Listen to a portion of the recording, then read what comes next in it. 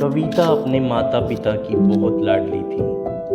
3 बड़े भाइयों की बहन थी। कोई भी चीज़ मांगने पर उसी वक्त सामने हाजिर हो जाती। पूरे घर में रौब था उसका। पूरे परिवार उन नौकरों पर राजकुमारी की तरह हुक्म चलाती थी कविता। स्कूल में भी पूरा रौब था उसका। बड़े घर की लाडली जो थी वह। ऐसे ही उसने कॉलेज में दाखिला लिया। उसके ठाट बाट, बड़ी गाड़ी में आना जाना, हर दिन नया फैशन देखकर हर कोई उसे दोस्ती करना चाहता था। थोड़े ही दिनों में उसके बहुत से दोस्त बन गए। पूरे कॉलेज में उसकी अपनी एक पहचान थी। इन दिनों उनके घर एक रिश्ता आया। खानदानी लोग थे और पापा की पुरानी जान पहचान थी उनके साथ। कविता के साथ कोई ज़बरदस्ती नहीं थी, पर कविता ने फिर भी हाँ कर दी, क्योंकि वह अपने परिवार से बहुत प्यार करती थी। वह जानती थी कि वह लोग उसका अच्छा ही सोचेंगे। लड़के का नाम राज था। राज काफ़ी पढ़ा लिखा और समझदार लड़का था। ससुराल वाले भी बहुत अच्छे थे।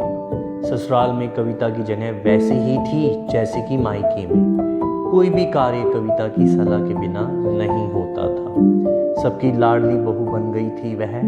फिर उसके घर एक बेटे का जन्म हुआ।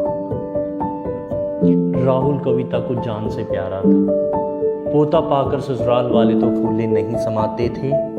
कविता कभी कभी सोचती कि उसकी किस्मत कितनी अच्छी है। उसका हर अपना उसे कितना प्यार करता है। चाहे जीवन में कैसा भी समय आए, मेरे अपने हमेशा मेरे साथ हैं। मैं कभी अकेली नहीं हो सकती। कितनी खुशकिस्मत हूँ मैं। और शायद कविता की खुशियों को उसकी अपनी ही नज़र लग गई थी। एक दिन वह मायके जाने की जिद कर बैठी। राज को बहुत काम था, लेकिन वह फिर भी उसे ले गया।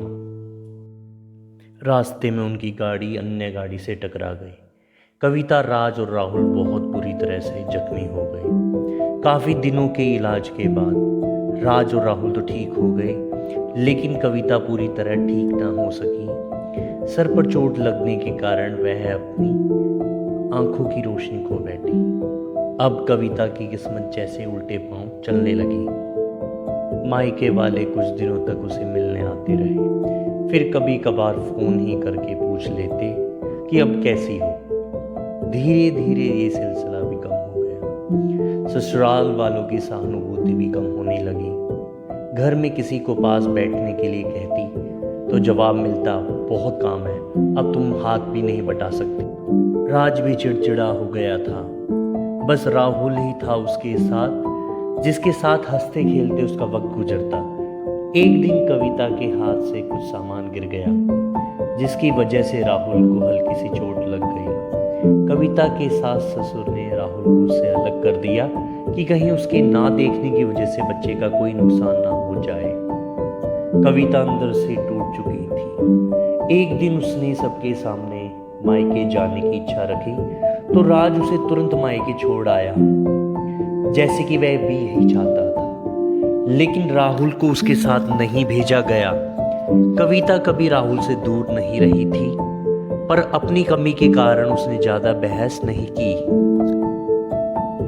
कविता को लगा कि वह 3-4 दिन वहां रहेगी तो थोड़ा हवा पानी बदल जाएगा, क्योंकि वह कितने दिनों से कहीं भी बाहर नहीं गई थी। घर वाले भी इतने दिनों बाद उसे देखकर कितने खुश होंगे।